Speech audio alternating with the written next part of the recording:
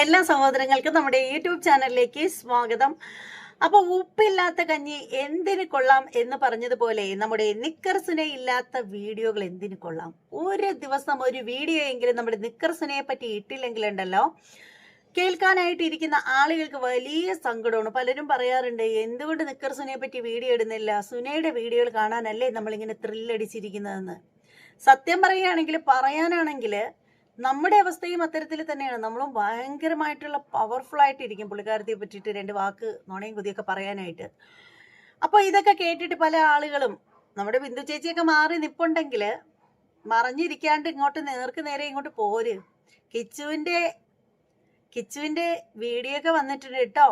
നമ്മുടെ ബിന്ദു ചേച്ചിയും പിന്നെ കുറച്ച് കുന്തു ചേച്ചിമാരൊക്കെ പാവം കൊച്ചല്ലേ, പാവം വിധവയല്ലേ, പാവം കുട്ടി, എങ്ങനെയെങ്കിലും ജീവിച്ചു പോട്ടെ, നിനക്ക് എന്താടി ചക്കപ്പുഴുക്കെ എന്നൊക്കെ പറഞ്ഞിട്ട് സംസാരിക്കാൻ വരുന്ന കുറച്ച് അധികം അല്ല സോറി എന്ത് പറഞ്ഞാലും ഇതാണ് പ്രശ്നം. നാവ് അങ്ങ് ചതിക്കും കേട്ടോ. ശരിക്കും പറയുകയാണെങ്കിൽ ഞാൻ ഓർത്തത്, ഇപ്പൊ നമ്മുടെ വീടിന്റെ തൊട്ടടുത്ത ക്ഷേത്രത്തില്, ദേവീക്ഷേത്രമാണ്, ഉത്സവം നടക്കുകയാണ്.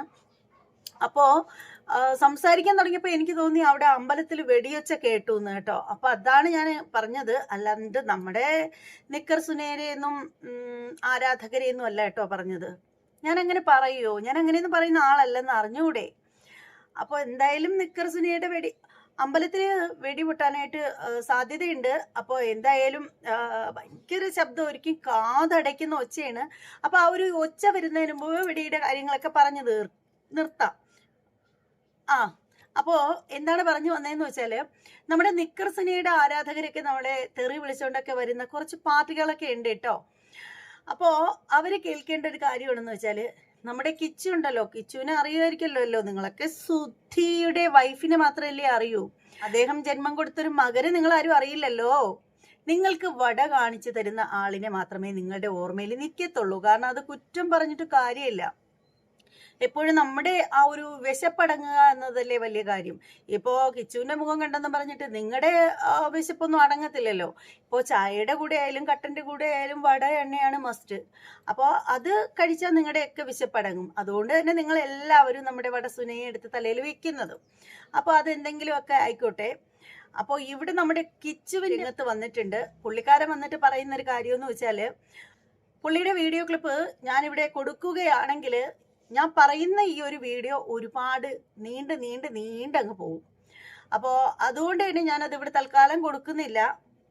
അപ്പോൾ നിങ്ങൾക്ക് ആർക്കെങ്കിലും ഞാൻ പറയുന്ന കാര്യത്തിൽ എന്തെങ്കിലും ഒരു ഡൗട്ട് തോന്നുകയാണെങ്കിൽ നിങ്ങൾ കിച്ചുവിൻ്റെ ചാനലിൽ പോയിട്ട് നോക്കിയാൽ മതി കേട്ടോ. അവിടെ പോയി നോക്കുകയാണെങ്കിൽ ആ ഒരു വീഡിയോ ഞാൻ ഈ ഒരു വീഡിയോ ചെയ്യുന്ന സമയം വരെ അവിടെ തന്നെ കിടപ്പുണ്ട്. ആരും ചുരണ്ടി അടിച്ച് മാറ്റിക്കൊണ്ട് പോയിട്ടില്ല. ഇനി എങ്ങാനും എപ്പോഴെങ്കിലും അത് കാണാതാവുകയാണെങ്കിൽ, ഒരുപാട് യൂട്യൂബേഴ്സ് ഈ ഒരു സംഭവം എടുത്തിട്ട് റിയാക്ട് ചെയ്തിട്ടുണ്ട്. ആരുടെ ചാനലിൽ പോയി നോക്കിക്കഴിഞ്ഞാലും കിച്ചു പറയുന്നത് അതുപോലെ തന്നെ അവിടെ ഉണ്ട്. ഇനി അഥവാ എല്ലാവരുടെ ചാനലിലും പോയി നോക്കിയിട്ട് കിട്ടിയില്ലെങ്കിൽ നേരെ എന്നോട് വന്ന് പറഞ്ഞാൽ മതി, ഞാനത് ഡൗൺലോഡ് ചെയ്ത് വെച്ചിട്ടുണ്ട്. എങ്ങാനും കിച്ചു മുക്കി കഴിഞ്ഞാൽ നമുക്ക് എടുത്തൊന്ന് വീഡിയോ ഇടണമെങ്കിൽ പറ്റാതായി പോകൂലേ. അപ്പൊ അതുകൊണ്ട് തന്നെ ഞാനത് എടുത്ത് വെച്ചിട്ടുണ്ട് കേട്ടോ. അപ്പൊ അത്തരത്തിലുള്ള ആളുകൾക്കൊക്കെ ഉണ്ടെങ്കിൽ ഒരു കമന്റ് ഇട്ടാൽ മതി കേട്ടോ. അപ്പൊ സംഭവം നമ്മുടെ കിച്ചു പറയുന്നതെന്ന് പറഞ്ഞാൽ, കിച്ചുവിന്റെ ലൈഫ് സ്റ്റോറി എന്നും പറഞ്ഞിട്ടാണ് പുള്ളിക്കാരൻ കാര്യങ്ങളൊക്കെ അങ്ങോട്ട് പറയാനായിട്ട് തുടങ്ങിയിരിക്കുന്നത്. പുള്ളിയുടെ കുട്ടിക്കാലമാണ് പറയുന്നത്. ആദ്യ ഭാര്യയായിട്ടുള്ള പുള്ളിയുടെ അമ്മയും കൂടിയായ ശാലിനിയുമായിട്ടുള്ള സംഭവങ്ങളൊക്കെ പറയുന്നുണ്ട്. കിച്ചുവിന്റെ ഓർമ്മ വെച്ച കാലം മുതൽക്ക് തന്നെ ഇവർ രണ്ടുപേരും എപ്പോഴും വഴക്ക്, പ്രശ്നങ്ങൾ, ആ ഒരു ഭീകരമായ അന്തരീക്ഷത്തിലാണ് പുള്ളിക്കാരൻ വളർന്നു വന്നത് എന്ന് പറയുന്നു. പിന്നീട് അച്ഛനെ ഉപേക്ഷിച്ച് പോകുന്നു, മറ്റൊരു വിവാഹം കഴിക്കുന്നു, ആത്മഹത്യ ചെയ്യുന്നു, അങ്ങനെയൊക്കെയുള്ള സംഭവങ്ങൾ പോകുന്നു. അതിനുശേഷം നമ്മുടെ കമ്പി മീട്ടിക്കൊണ്ട് വരികയാണ് നമ്മുടെ കമ്പി ചേച്ചി. കൺഫ്യൂഷൻ വന്നു. വീണയെന്ന് പറഞ്ഞപ്പോൾ പെട്ടെന്ന് മറന്നുപോയി കേട്ടോ. വീണ കമ്പികളുണ്ടല്ലോ, അതാ മീട്ടിയത്, തെറ്റിദ്ധരിക്കണ്ട. അപ്പോൾ അങ്ങനെ നമ്മുടെ വീണ വരികയാണ്. അപ്പോൾ വീണ എന്ന് പറയുന്ന ആ ഒരു സ്ത്രീ നമ്മുടെ സുധിയുടെ ലൈഫിലേക്ക് വരുന്നു. അപ്പോൾ ആ വന്ന സമയത്തൊക്കെയാണെങ്കിൽ കിച്ചുവിനെ ആദ്യം എടുത്ത് കഴുത്തിൽ വെക്കുന്നു. കാരണം എന്താണെന്ന് വെച്ചാൽ, കുട്ടികൾ വഴി ആ ഒരു പുള്ളിക്കാരൻ്റെ ഹൃദയത്തിലേക്ക് ആഴ്ന്നിറങ്ങാം എന്നുള്ള കാര്യം ഈ പഠിച്ച കള്ളികൾ മനസ്സിലാക്കി വെച്ചിട്ടുണ്ട്. അങ്ങനെ ആദ്യം നമ്മുടെ കിച്ചുവിനെ കയ്യിലെടുക്കുന്നു, നമ്മുടെ സുധിയിലേക്ക് എടുക്കുന്നു. സുധി വിവാഹം കഴിക്കുന്നു. വിവാഹം കഴിച്ചു കഴിഞ്ഞപ്പോഴുണ്ടല്ലോ ഇവറ്റകളുടെയൊക്കെ സ്വഭാവം അങ്ങ് മാറുന്നു. പിന്നീട് ഈ ഒരു കൊച്ചിനെ ഇവളുമാർക്കൊന്നും പിടിക്കാതെ വരികയാണ്. കാരണം ഇവളുമാർക്ക് എങ്ങനെയാന്ന് വെച്ചാൽ സുധി കൂടുതൽ ആ കുട്ടിയെ സ്നേഹിക്കുന്നതിനോടൊന്നും വലിയ താല്പര്യമില്ല. അപ്പൊ അങ്ങനെയൊക്കെ കുറെ കാര്യങ്ങളൊക്കെ ഈ കൊച്ചു പറയുന്നുണ്ട്. അച്ഛനുമായിട്ട് കൂടുതൽ അടുക്കുന്നത് ഇവളുമാർക്കൊക്കെ പിടിക്കുന്നില്ല. ഈ പറയുന്ന സുധി വിവാഹം കഴിച്ച ഈ പറയുന്ന വീണക്കമ്പി നേരത്തെ വിവാഹം കഴിച്ച് കുട്ടികളൊക്കെ ഉള്ള ഒരു പുള്ളിക്കാരത്തിയായിരുന്നു. അത് ഈ പറയുന്ന കിച്ചുവിന് അറിയത്തില്ലായിരുന്നു. പിന്നീട് സ്കൂട്ടിയോ എന്തോ വാങ്ങിച്ച സമയത്ത് അതിൽ കുഞ്ഞാറ്റോ എന്നോ അങ്ങനെ ഏതാ കണ്ട ആറ്റേന്നാ പാറ്റേന്നൊക്കെ പേര് എഴുതിയത് കണ്ടപ്പോഴാണ് പുള്ളിക്കാരനെ എന്നെ മനസ്സിലായത് ഈ ഒരു കുട്ടിയൊക്കെ ഉള്ള പെണ്ണുപിള്ളയാണ് ഇതെന്നൊക്കെയുള്ള കാര്യം മനസ്സിലായത്. അങ്ങനെയൊക്കെയുള്ള കാര്യങ്ങളൊക്കെ പറയുന്നുണ്ട്. പിന്നെ അതുപോലെ അതിനകത്ത് പറയുന്ന ഒരു കാര്യം എന്ന് വെച്ചാൽ ഈ പറയുന്ന അതായത് നമ്മുടെ രേണു അമ്മച്ചി കുറച്ചധികം പ്രശ്നങ്ങളും കാര്യങ്ങളൊക്കെ ആയ ആ ഒരു സമയമുണ്ടല്ലോ, അതായത് എപ്പോഴും അവർക്ക് വിവാദങ്ങൾ വിട്ടൊഴിയുന്നില്ല. എന്നാൽ പോലും ഇവര് ഇടയ്ക്ക് വെച്ച് ബിഗ് ബോസിലൊക്കെ പോയി പേമ്പറക്കിയൊക്കെ ഇങ്ങ് വന്നിട്ട് പിന്നീട് എൻ്റെ കുഞ്ഞിനെ ആരെങ്കിലും ഒക്കെ കൊണ്ടുപോയി നോക്കിക്കോ എന്നൊക്കെയുള്ള ആ ഒരു സംഭവങ്ങളൊക്കെ വന്ന സമയത്ത് നമ്മുടെ വീണ അമ്മച്ചി രംഗത്ത് വന്നിട്ടുണ്ടായിരുന്നു. കിച്ചു എന്ന് പറഞ്ഞാൽ വഴിഞ്ഞൊഴുകുകയായിരുന്നു ആ ഒരു സമയത്ത് പുള്ളിക്കാരത്തി. സത്യം കിച്ചുവിന്റെ ഒരു പേരൊക്കെ പറയുമ്പോൾ ഈ ഒരു വീണയുടെ ചിറി കൂടെയൊക്കെ ഇവിടെ നമ്മളൊക്കെ ചിറി എന്ന് പറയും കേട്ടോ. നമ്മൾ തിരുവനന്തപുരം ഭാഷയാണ് ചിറി എന്നൊക്കെ പറയും. ചിറി അതായത് ഈ ചുണ്ടിന്റെ ഓരോ ഉണ്ടല്ലോ, അപ്പൊ ഈ ഒരു ചുണ്ടിന്റെ ഈ ഒരു സൈഡിൽ കൂടെ ദേ ഇങ്ങനെ ചാളുവേന്നൊക്കെ പറയും കേട്ടോ. നമ്മുടെ നാട്ടിൽ ചാളുവ എന്ന് പറയും. കൊച്ചുകുട്ടികളുടെ ചുണ്ടിൽ കൂടെ ഇങ്ങനെ വരികയാണെങ്കിൽ നമ്മളിതിനെ തേനെന്ന് പറയും, കുഞ്ഞു മക്കളുടേതാണെങ്കിൽ. അപ്പൊ അങ്ങനെയൊക്കെയാണ് നമ്മൾ സംസാരിക്കുന്നത്. അപ്പോൾ ഉമിനീരെന്ന് വേണമെങ്കിൽ നിങ്ങൾക്ക് പറയാം, തുപ്പലെന്ന് വേണമെങ്കിൽ പറയാം, എന്ത് വേണേലും പറയാം. പക്ഷെ ഞാനിവിടെ പറയുന്നതെന്ന് പറഞ്ഞാൽ ദേ ഈ ചിറിയുടെ ഓരത്ത് നിന്നും ദേ ഇങ്ങനെ വഴിഞ്ഞൊഴുകുകയാണ് തേൻ കിച്ചു എന്ന് പറയുമ്പോൾ. എങ്ങനെ ഇരിക്കുന്നു ജീവിതത്തിൽ ഇതിനെ ഈ ഒരു കൊച്ചു ചെറുക്കനെ ഇവളുമാർക്ക് ഒറ്റ എണ്ണത്തിന് കണ്ടുകൂടാ. പിന്നീട് സോഷ്യൽ മീഡിയയിൽ വന്നിട്ട് ആളാവാൻ നേരത്ത് എന്റെ പൊന്നുമോൻ, എന്റെ പുന്നാരമോൻ എന്ന് പറഞ്ഞിട്ടായിരുന്നു. ഇതിന്റെ ഇടയ്ക്ക് തന്നെ വേറൊരു അമ്മച്ചിയും കൂടെ രംഗത്ത് എത്തിയിട്ടുണ്ടായിരുന്നു. ആ ഒരു പെൺപിള്ള വന്ന സമയത്ത് പറഞ്ഞത് എന്താണെന്ന് വെച്ചാല് ഈ ഒരു സുധി അതായത് ഈ പെണ്ണുങ്ങളൊക്കെ ഉണ്ടല്ലോ, ഈ മുതുക്ക് പെണ്ണുങ്ങളൊക്കെ ഈ ഒരു പുള്ളിക്കാരന്റെ ലൈഫിലോട്ട് വരുന്നതിന് മുമ്പായിട്ട് സുധി ഈ ഷോകളിലൊക്കെ പോയിരുന്നല്ലോ, പ്രോഗ്രാംസിന്റെ കാര്യങ്ങളൊക്കെ ആയിട്ട് പോകുന്ന സമയത്ത് ഈ ഒരു പെണ്ണുപിള്ളയാണ് ആ ഒരു കൊച്ചിനെ നോക്കിയിട്ടുണ്ടായിരുന്നത് എന്നൊക്കെ പറഞ്ഞിട്ട്, എന്റെ പൊന്നൂട്ടേ, എന്റെ പൊന്നുമ്മച്ചി ഇവിടെ ഉണ്ട് മോനെ, നീ ഇങ്ങ് പോന്നാ മതി, എപ്പോ വേണേലും വന്നാൽ മതി, എന്റെ മോനെ ഞാൻ നോക്കിക്കൊള്ളടാ ചക്കരെ തക്കുടു വാവേ എന്നൊക്കെ പറഞ്ഞിട്ടായിരുന്നു. അത്രയധികം സ്നേഹമുള്ള ഈ അമ്മച്ചിമാരൊന്നും ഇവളുമാരുടെ ഒന്നും കയ്യിലിരിക്കുന്നതിന് 10 സെന്റ് പെരയുടെ ഈ കൊച്ചിന് കൊടുക്കുന്നില്ല. എല്ലാ അവളുമാർക്ക് സ്നേഹം. കിച്ചു എന്ന് പറഞ്ഞാലുണ്ടല്ലോ വടംവലിയാണ്. പുള്ളിയെ ഇങ്ങോട്ട് നിർത്തിയിട്ട് ആ കൈ പിടിച്ച് ഒരെണ്ണം വലിക്കുന്നു, മറ്റേ കൈ പിടിച്ച് ഈ വേറൊരെണ്ണം വലിക്കുന്നു, പിന്നെ സെന്ററിൽ കിടക്കുന്ന എന്തോ പിടിച്ചിട്ട് വേറൊരാൾ വലിക്കുന്നു. ഇങ്ങനെ 4 വശത്ത് നിന്ന് ആ ചെക്കനെ വലിയാണ്. പക്ഷെ കാര്യത്തോട് എടുക്കുമ്പോൾ ഒറ്റൊരവളുമാരും 1 സെന്റ് പെരടം പോലും ആ ഒരു കൊച്ചിന് വേണ്ടിയിട്ട് കൊടുക്കാൻ തയ്യാറാവുന്നില്ല. എല്ലാവർക്കും ഈ പറയുന്ന കിച്ചു വേണം. എന്തൊരവസ്ഥ. പിന്നീടെന്ന് വെച്ചാല് ലാസ്റ്റ് വരുന്നതാണെന്ന് വെച്ചാൽ നമ്മുടെ രേഷ്മ പി തങ്കച്ചൻ.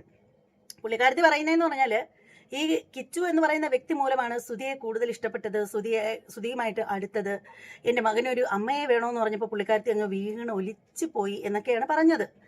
അവിടെയും വന്നിട്ട് നമ്മുടെ രേഷ്മ പി തങ്കച്ചൻ എന്ന് പറയുന്ന ഇന്നത്തെ പാവങ്ങളുടെ തമന്ന എന്ന് അറിയപ്പെടുന്ന നമ്മുടെ നിക്കർ സുന പറഞ്ഞൊരു കാര്യം എന്ന് വെച്ചാല് കിച്ചുവിന് വേണ്ടിയിട്ടായിരുന്നു സുധിയുമായിട്ട് ഒരുമിക്കാൻ തീരുമാനിച്ചത് എന്നൊക്കെയാണ്. ഒടുവിൽ കിച്ചു എന്ന് പറഞ്ഞത് എന്താണെന്ന് വെച്ചാല് ഈ പറയുന്ന ഒരുത്തികളും കിച്ചുവിനെ സ്നേഹിച്ചിട്ടില്ല. എല്ലാ അവളുമാർക്കും സുധിയെ വേണം. സുധിയെ കൂടുതൽ ഈ ഒരു കൊച്ചു സ്നേഹിക്കുന്നതോ സുധിയുമായിട്ട് കൂടുതൽ അടുക്കുന്നതോ കണ്ടു കഴിഞ്ഞാൽ ഇവളുമാർക്കെല്ലാം അപ്പോഴേ കുരു പൊട്ടിയൊലിക്കും. പിന്നെ പുള്ളിക്കാരനെ എന്താണ് ചെയ്യുന്നതെന്ന് അറിയാമോ? ഈ പൊട്ടിയൊലിപ്പ് കാരണം ഈ ഒരു പുള്ളിക്കാരനെ കിടന്ന് ഉറങ്ങാൻ പറ്റില്ലെന്നേ.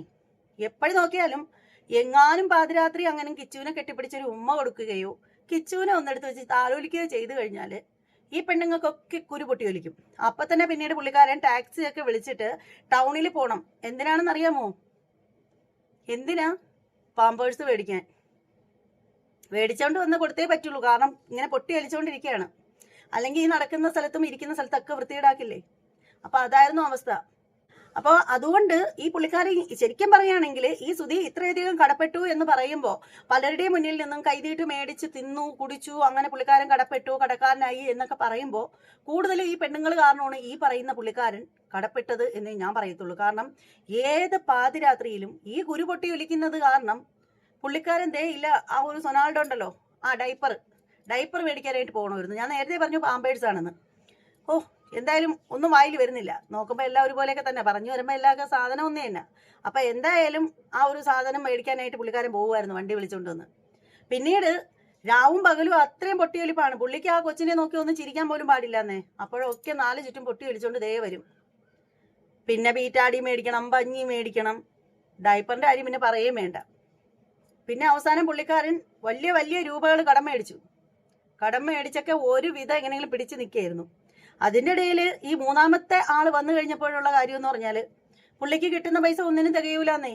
കാരണം ഡയപ്പർ മേടിച്ച മാത്രം പോരല്ലോ, പൊട്ടി കളിക്കുമ്പോൾ ഡയപ്പർ കൊടുക്കാം. ദാഹിക്കുന്ന സമയത്ത് എന്ത് ചെയ്യും? മാജിക് മൊമെന്റേ കൂച്ചു. അത് മേടിക്കണമെങ്കിൽ നല്ല കാശ് കൊടുക്കണ്ടേ? അപ്പോൾ മാജിക് മൊമെന്റ് ഇല്ലാതെ പുള്ളിക്കാരത്തേക്ക് പറ്റത്തില്ല. പുള്ളിക്കാരനാണെങ്കിൽ പട്ടച്ചാരയോ അടിച്ചുകൊണ്ട് എവിടെയെങ്കിലും ചുണ്ടുകൂടി കിടന്നോളും. അപ്പോൾ ഇവക്ക് മാജിക് മൊമെന്റ് തന്നെ വേണം.